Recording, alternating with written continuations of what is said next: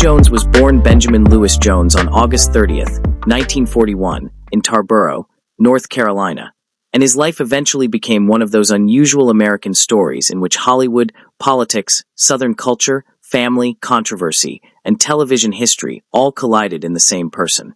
Long before audiences knew him as Cooter Davenport on the Dukes of Hazzard, Jones came from a working-class railroad family.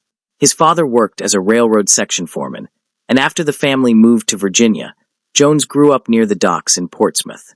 The U.S. House biography records that he graduated from Woodrow Wilson High School in 1959 and later attended the University of North Carolina at Chapel Hill. One of the lesser-known details of Jones's youth is how closely the railroad shaped his early life. He even worked on the railroad during summers while attending school. That experience became part of the personal history he later described in his memoir, Redneck Boy in the Promised Land, The Confessions of Crazy Cooter. Rather than beginning with an obvious Hollywood upbringing, his story started in a much more ordinary Southern environment. That background helps explain why the rough-edged personality audiences eventually saw as Cooter could feel unusually natural coming from Jones. Jones did not immediately become a television star. His early interest was stage acting, and his professional entertainment career developed gradually. His first known film appearance came in Killers 3 in 1968, and he subsequently appeared in projects including Together for Days, Moonrunners, and Smokey and the Bandit. One particularly interesting piece of his early film history is Together for Days, a relatively obscure 1972 film that also featured Samuel L. Jackson in his film debut. Jones later appeared in Smokey and the Bandit in an uncredited role as a trucker with a redhead. Then came the role that changed everything. In 1979, Jones became Cooter Davenport on the Dukes of Hazzard. The series ran from 1979 through 1985, and Jones appeared in nearly every episode of its 7-season run. Cooter was introduced as a rough, mischievous mechanic, but the character gradually became much more than comic relief. He became a trusted friend of the Duke family, someone who could repair their cars, help them escape trouble, and provide practical advice when they needed it.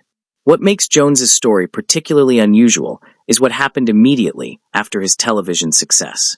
Instead of simply remaining an actor, he entered electoral politics.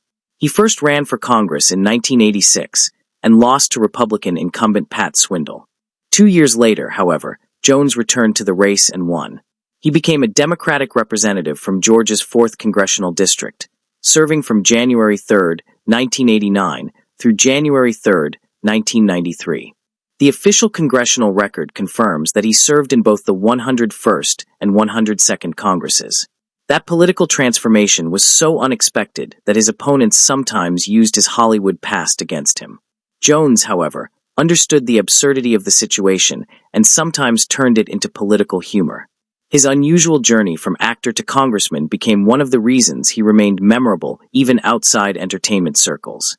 Time later included him among notable actors who became politicians, emphasizing just how unusual his career path was. His political career eventually became connected to one of the most significant ethics controversies surrounding Newt Gingrich. After Jones lost to Gingrich in the 1994 congressional race, he filed an ethics complaint concerning Gingrich's use of tax-exempt organizations and congressional resources in connection with a college course. The complaint did not simply disappear. It became part of a much larger House Ethics Committee investigation. The outcome was serious.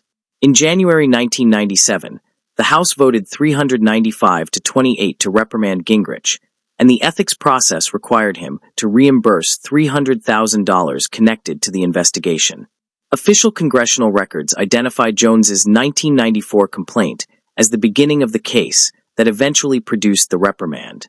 This is an important distinction because some later accounts have portrayed the entire affair as merely a partisan attack by Jones. The historical record shows that while Jones was Gingrich's political opponent when he filed the complaint, the eventual House action came through a bipartisan ethics process. Jones's private life also contains details that are less visible than his political and television careers. He married Alma Viator on October 10, 1992, according to biographical records, and the couple had 2 children.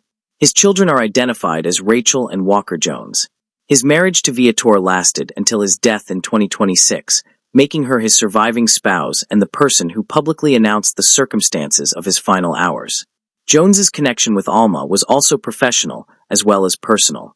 Together they became associated with Cooter's Place, attractions dedicated to the Dukes of Hazzard. His official biography describes the couple as proprietors of Cooter's Place locations and notes their involvement in Dukes-related gatherings.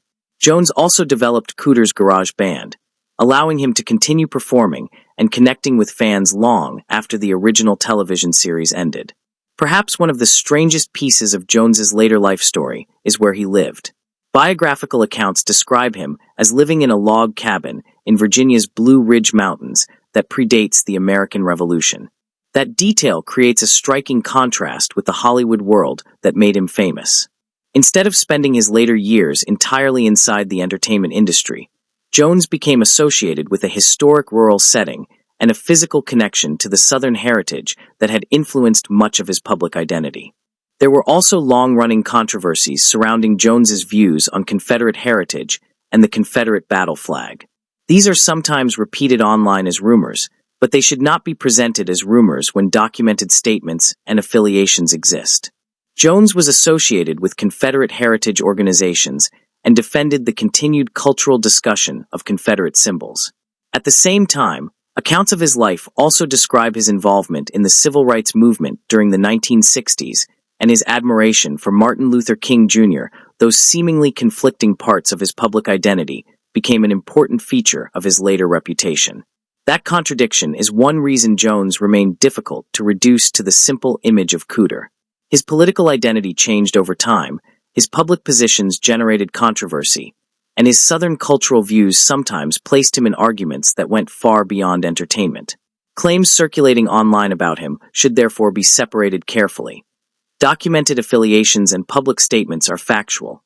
Unverified claims about secret motives or private conduct are not established facts.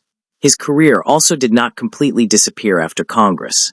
Jones continued writing and political commentary, contributing material to publications including The Washington Post, USA Today, and other outlets, while maintaining his connection to the Dukes of Hazzard fan community. His life after Washington was therefore not a quiet retirement. He remained connected to the character that had made him famous, while also presenting himself as a writer, commentator, musician, businessman, and political figure. There was one more political chapter. After his congressional career in Georgia ended, Jones later moved into Virginia politics and ran for Congress in 2002 against Republican incumbent Eric Cantor. He lost that election. The U.S. House Historical Record confirms the unsuccessful Virginia campaign, showing that his political ambitions continued years after leaving the Georgia seat. Then, in August 2026, the most recent and important development changed the story from biography to remembrance. Ben Jones died on August 9, 2026, at age 84. His wife, Alma Viator, announced that he had suffered a massive heart attack. According to her account, he was at home, resting in his favorite chair while waiting to watch the Atlanta Braves play the New York Yankees. She described him as having lived a rich and full life and called him the love of her life. That detail has already generated emotional reactions from fans, but it is important to distinguish the documented circumstances from rumors circulating online. The currently reported cause of death is a heart attack, based on his wife's announcement and corroborating reports. There is no reliable evidence in the sources reviewed of a hidden illness, suspicious circumstances, or another secret cause. Claims suggesting otherwise should therefore be treated as speculation rather than fact. The reaction from his former Dukes of Hazzard colleagues has also reinforced how deeply Jones remained connected to the show's family. Tom Wopat, who played Luke Duke, publicly remembered Jones as a close friend and an important advocate within the entertainment world. Wopat's tribute emphasized the personal relationship behind the television partnership rather than simply celebrating Cooter as a fictional character. In the end, Ben Jones's most fascinating hidden fact may be that Cooter was only one chapter of his life. The man audiences remembered as the grease-covered mechanic from Hazzard County became a two-term member of Congress, challenged one of America's most powerful political figures, participated in a major congressional ethics controversy, wrote a memoir, performed music, operated Dukes of Hazzard attractions with his wife, raised two children, and remained deeply involved in debates over Southern heritage. His life contained contradictions that made him more complicated than the television character suggested. Actor and politician, entertainer and congressman, family man and controversial cultural figure, Hollywood personality and longtime political commentator. And finally, in his last reported moments, simply a husband at home, sitting in his favorite chair and waiting for a baseball game. Ben Jones died at 84, but the unusual journey from a railroad family's son in North Carolina to Cooter Davenport, then to the United States House of Representatives, ensures that his story is considerably larger than the character that first made him famous.